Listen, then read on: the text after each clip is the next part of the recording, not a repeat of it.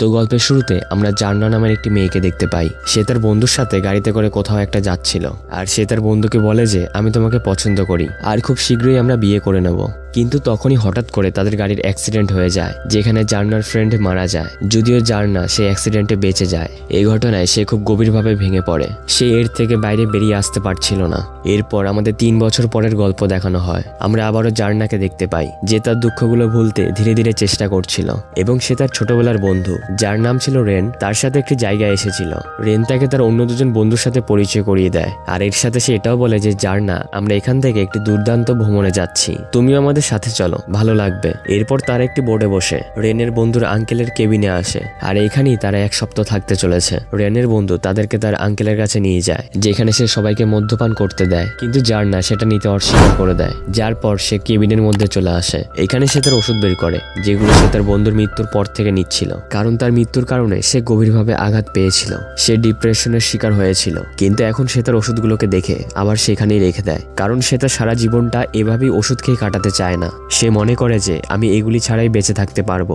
এরপর রাতে সবাই মিলে খাবার খায়। এখানে রেনের বন্ধুর আঙ্কেল তাদের বলে যে আমাদের শহরে প্রতি বছরই একটি উৎসব পালন হয়, যেখানে পার্টিও হয়, তাই আমি তোমাদের ইনভিটেশন রেডি করে রেখেছি, তোমরাও সেখানে যেও। আমি আশা করি তোমরা সেখানে গিয়ে খুব মজা করতে পারবে। রেনের বন্ধু তার আঙ্কেলকে বলে যে ঠিক আছে আঙ্কেল, আমি আমার বন্ধুদের নিয়ে পার্টিতে চলে আসবো। কিছুক্ষণ পর জান্না বাইরে বেরিয়ে আসে, আর রেনের বন্ধুর আঙ্কেল যে কুকুরটা রেখেছিল তার সাথে খেলতে শুরু করে। তার নজর যখন রেনের বন্ধু, যার নাম ছিল মাইকেল, তার দিকে পড়ে, তখন সে আঙ্কেলের কাছ থেকে নেশা জাতীয় কিছু একটা জিনিস নিচ্ছিল। তখন সেখানে রেনও চলে আসে। রেন আসলে মাইকেলকে পছন্দ করে। সে জান্নাকে বলে যে মাইকেল আজকাল খুব বেশি নেশা করতে শুরু করেছে, সে আমার কোনো কথাই শোনে না, আমার খুব খারাপ লাগে। তখনই সেখানে রেনের বন্ধুর আঙ্কেল চলে আসে। সে রেন এবং জান্নাকে এটাই বলছিল যে তোমরা পার্টিতে অবশ্যই আসবে, অনেক মজা হবে। অন্যদিকে ঘরের মধ্যে মাইকেল সোনা রুম দেখতে পায়। আসলে রুমটির নামই হলো সোনা রুম। সে তার বন্ধুর সাথে সেটা নিয়ে কথা বলতে থাকে। সোনা রুম আসলে এমন একটি ঘর ছিল যেখানে যাওয়ার পর লোকেরা স্নান করতে পারে। সে ঘরটি ছিল কাঠের তৈরি এবং সেখানে প্রচুর তাপ রয়েছে। রেন যখন এই কথা শুনে তখন সে জান্নার দিকে তাকায়। তার মনে হচ্ছিল যেন জান্না এসব কিছু পছন্দ করছে না। সেই কারণেই মাইকেল এবং তার বন্ধুকে বলে যে আমাদের এসব ছেড়ে পার্টিতে যাওয়া উচিত হবে, কিন্তু তার বন্ধু বলে যে না, প্রথমে আমরা স্টিম বাথ নেব এবং তারপর পার্টিতে যাব। এইসব কথা শোনার পর রেন জান্নার কাছে আসে। ও বলে যে দেখো, তোমার সাথে কোনো জোর জবরদস্তি নেই, যে কাজটা তোমার কাছে ঠিক এবং ভালো মনে হবে তুমি সেটাই করো। কিন্তু জান্না বলে না, ঠিক আছে, কোনো সমস্যা নেই, আর আমারও তোমাদের সাথে সোনা রুমে যাওয়ার কোনো সমস্যা নেই। মাইকেল তার বন্ধুর সাথে সোনা রুমে চলে আসে। জান্নাও সেখানে যাওয়ার জন্য তৈরি হচ্ছিল। সে তার গলা থেকে প্রথমত তার বন্ধুর আংটিটি খুলে ফেলে, যেটা সে সবসময় তার চেনের মধ্যে পড়ে থাকতো। এরপরই সে সোনা রুমে চলে আসে। তার হাতে জলের 2টো বোতলও ছিল। রেন ও মাইকেলের কাছে সোনা রুমে চলে আসে। সেখানে যাওয়ার পরেই তাদের গরম অনুভব হতে থাকে, কারণ সেখানে তাপমাত্রা অনেক বেশি ছিল, যার কারণে সেখানে গরম খুব বেশি ছিল। রেনের বন্ধু বলে যে এই ঘরটাকে আমার আঙ্কেল নিজের হাতে তৈরি করেছে, এটা তৈরি করতে তার অনেক সময় লেগেছিল। এখানে কিছু পাথর একসঙ্গে সংগ্রহ করা হয়েছিল, যার ফলে এখানে তাপমাত্রা বেড়ে যায়, কারণ এই পাথরগুলোকে গ্যাসের উপর রাখা হয়, আর যদি তাদের উপর জল ঢেলে দেওয়া হয় তাহলে তাদের তাপমাত্রা আরো বেশি বেড়ে যায়। কিছুক্ষণ পরেই সবাই অনেকক্ষণ ধরে এখানে থাকার ফলে সবাই ঘামতে শুরু করে। রেনের বন্ধু বলে যে আমাদের সবাইকে বাইরে গিয়ে সুইমিং পুলে স্নান করে নেওয়া উচিত। এরা সবাই সুইমিং পুলে গিয়ে স্নান করে নেয় এবং তারপর সবাই আবার সোনা রুমে চলে আসে, কারণ এরকমটা করতে তাদের অনেক মজা হচ্ছিল। মাইকেল এবং রেনের বন্ধু দুজনে সোনা রুমের বাইরে ছিল। তারা প্রচুর মদ্যপান করে নেয়, যার ফলে মাইকেলের প্রচুর নেশা হয়ে গেছিল। সে এখন রেনকে তার সাথে রুমে যেতে বলে, কিন্তু রেন তাকে বারণ করে দেয়। মাইকেল বলে যে আমি জানি তুমি তোমার বন্ধুর জান্নার খেয়াল রাখতে চাও, এর জন্য তুমি আমার সাথে যাচ্ছ না, তাই না? এসব কিছু বলে সে রুমে শোয়ার জন্য চলে যায়। আর রেন আবার তার বন্ধু জান্নার কাছে সোনা রুমে চলে আসে। যেখানে আসার পর সে তার বন্ধুকে বলে যে মাইকেল পুরোপুরি পাগল হয়ে গেছে, সে প্রচুর মদ্যপান করে নিয়েছে এবং তার কিছুতেই কোনো হুঁশ নেই। হঠাৎ করেই তারা কিছু পড়ে যাওয়ার শব্দ শুনতে পায়। তখন এরা ভাবতে থাকে যে হয়তো মাইকেল পড়ে গেছে, কারণ সে খুব বেশি ড্রিঙ্ক করে নিয়েছিল। তখনই রেন বলে যে আমি দেখে আসছি। যখনই সে দেখার জন্য দরজা খুলতে যায় তখন দরজাটা বাইরে থেকে বন্ধ ছিল, খুলছিলই না। রেনের বন্ধুও যখন সে দরজাটা খোলার চেষ্টা করে তারপরে সে দরজাটা আর খুলে না। এরা তিনজনেই খুব চিন্তায় পড়ে যায় আর ভাবতে থাকে যে যদি এই দরজাটা না খুলে তাহলে আমাদের কি হবে, আর এটি বন্ধ কিভাবে হয়েছে। রেন মাইকেলকেও অনেক ডাকতে থাকে, কিন্তু সেও কিছুই শুনছিল না। এরা তিনজনেই ভাবতে থাকে যে এবার না জানি কি হতে চলেছে। রেনের বন্ধু বলে যে গরম এখানে বাড়তেই থাকবে, যার ফলে আমাদের স্কিন পুড়ে যেতে পারে। আমাদের খুব শীঘ্রই এখান থেকে বের হতে হবে। রেনের নজর হঠাৎ করে উপরের দিকে যায়, যেখানে সে একটি ডিভাইস দেখতে পায়। সে তার বন্ধুকে জিজ্ঞেস করে যে এই ডিভাইসটি আসলে কি কাজ করে। সে বলে যে এখানে তাপমাত্রা সম্পর্কে এটা জানায়। রেন বলে যে যদি আমরা এটাকে ভেঙে ফেলি হতে পারে যে এখানে তাপমাত্রা স্বাভাবিক হয়ে যাবে। তার বন্ধু বলে যে না, আমরা এটা কিছুতেই করতে পারি না, এতে কোনো আমাদের লাভ হবে না। আর যদি আমরা এটাকে ভেঙে ফেলি তাহলে এমনও তো হতে পারে যে এখানকার তাপমাত্রা আরো বেড়ে যাবে। এর জন্য এরা তিনজনেই এবার অন্য কিছু ভাবতে শুরু করে, কারণ তারা খুব ভালো করেই জানে যে তারা খুব খারাপভাবে এই ঘরের মধ্যে আটকে পড়েছে। রেন সেখানে পড়ে থাকা একটি কাঠের চামচ দিয়ে দরজার কাচের মধ্যে আঘাত করতে থাকে, কিন্তু তাতে কোনো লাভ হয়নি, কারণ সে কাজটা কিছুতেই ভাঙার ছিল না।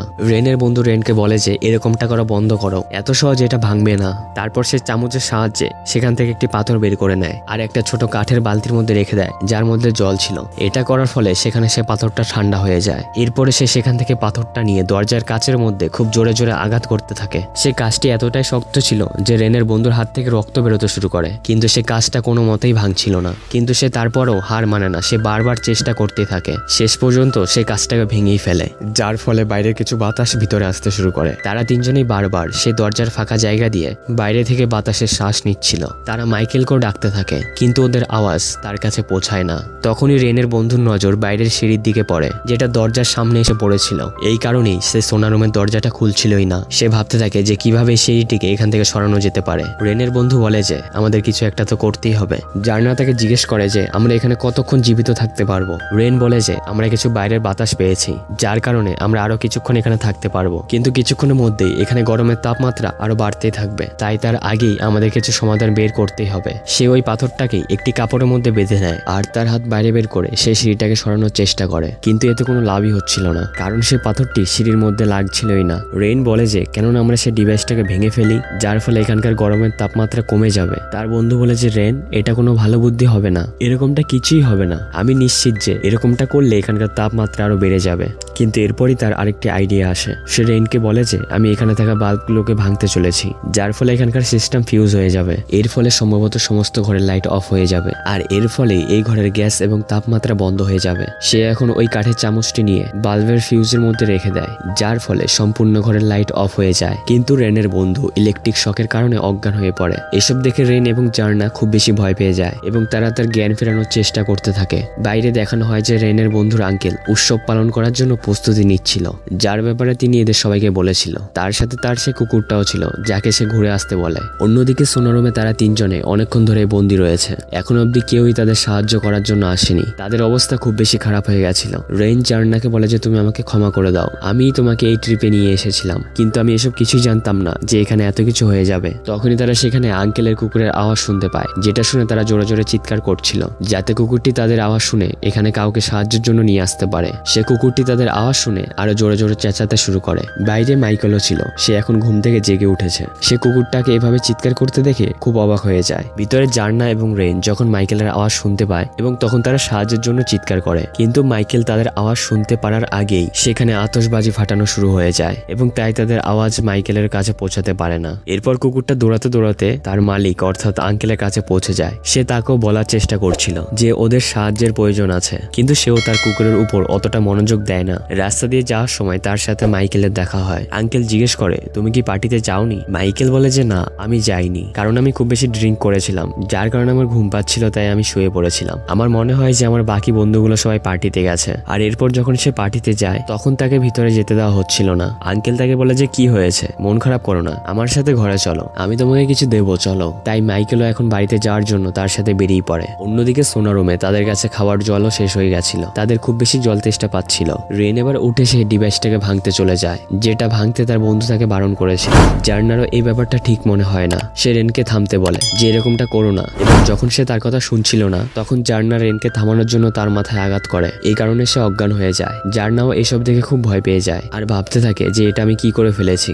জার্নার নিজেই এবার খুব রেগে যায় আর সে রেগে মেগে সে নিজেই ওই ডিভাইসটাকে ভেঙে ফেলে, যার ফলে এই রুমের তাপমাত্রা এবার আরো বাড়তে শুরু করে। বাইরে মাইকেল এবং আঙ্কেল মিলে দুজনেই সিগারেট খাচ্ছিল, কারণ তাদের মনে মনে হচ্ছিল যে ওরা তিনজন তো পার্টিতে গেছে, কিন্তু তারা এই ব্যাপারটা জানতো না যে ওরা কতটা সমস্যার মধ্যে পড়ে রয়েছে। রুমের মধ্যে রেনের বন্ধু পাগলের মতো ব্যবহার করছিল, যেটা দেখে জার্না আরো ভয় পেয়ে যায়। এখন সে উঠে সে পাথরগুলোকে আলাদা আলাদা করতে শুরু করে, যেগুলোর ফলে ঘরের মধ্যে গরম বাড়ছিল। আর যখন সে এরকমটা করছিল ঠিক তখনই গ্যাসের কারণে ঘরের মধ্যে খুব বড় একটা বিস্ফোরণ হয়, যার কারণে সে পুরোপুরি পুড়ে গেছিল এবং তার সেখানেই মৃত্যু হয়ে যায়। আর দরজাটা চাপের কারণে খুলে যায়। জার্না এবার দরজার দিকে দৌড়ে যায়। সে সবার প্রথমে ফ্রিজ থেকে জল বের করে খেয়ে নেয় এবং তারপর সে তার রুমে গিয়ে তার ওষুধগুলো খেয়ে নেয়। ঠিক তখনই সে রেনের গলার আওয়াজ শুনতে পায়। তার এমন মনে হচ্ছিল যেন সে তাকে ডাকছিল।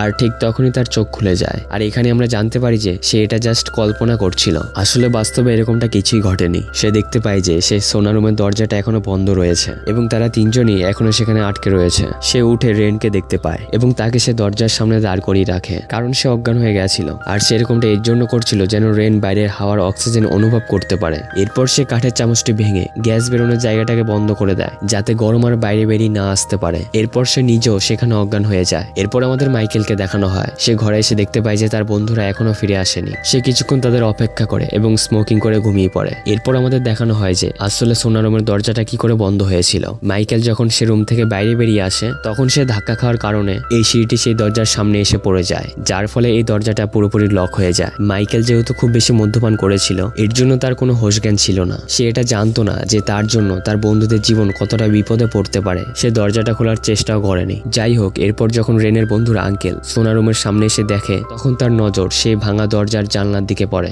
যেখানে জার্না রেনকে দাঁড় করিয়ে রেখেছিল। আঙ্কেল বুঝতে পেরে যায় যে তারা তিনজন পার্টিতে যায়নি, বরং তারা তো দীর্ঘ সময় ধরে এখানে বন্দী হয়ে রয়েছে। এর জন্য সে খুব তাড়াতাড়ি করে সে দরজাটা খুলে দেয় আর খুব শীঘ্রই পুলিশকে ফোন করে ডেকে নেওয়া হয়। আর তাদের খুব দ্রুতই উদ্ধার করে নেওয়া হয়, তাদেরকে বাঁচিয়ে নেয়। খুব ভালোভাবে তাদের চিকিৎসা করা হয়। রেনের বন্ধু বেচারা গ্যাস লিক হয়ে বিস্ফোরণের ফলে মারা গেছিল। এটা দেখে মাইকেল খুব বেশি ইমোশনাল হয়ে কাঁদতে শুরু করে। সে ভাবতে থাকে যদি আজকে আমি মদ্যপান না করতাম তাহলে আজ আমার বন্ধু বেঁচে থাকতো। রেন এবং জার্নাকে অক্সিজেন লাগানো হয়েছিল। রেন যখন জার্নার হাত ধরে তখন তারা দুজনও কেঁদে ফেলে। এরপর আমরা জানতে পারি যে এটি হলো একটি সত্য ঘটনা, যেখানে এভাবেই সোনা রুমে তিনজন বন্ধু আটকে পড়েছিল, যাদের মধ্যে একজন মারা গেছিল। তো এই গল্পটা আমাদের এটা শিখায় যে সব সময় নেশা জাতীয় জিনিসের থেকে দূরে থাকাই ভালো, কারণ এমনও হতে পারে যে তুমি নেশাগ্রস্ত হয়ে পড়ে আছো আর তোমাকে কেউ সাহায্যের জন্য ডেকেই যাচ্ছে, কিন্তু তোমার সে নেশা তখন তোমাকে না কিছু বুঝতে দেবে না কিছু শুনতে দেবে। এর জন্য সবসময় খারাপ জিনিসের থেকে দূরে থাকাই ভালো। আর এই সতর্ক বার্তার সাথে এই মুভিটি এখানেই শেষ হয়ে যায়। আশা করছি গল্পটা তোমাদের খুব ভালো লেগেছে।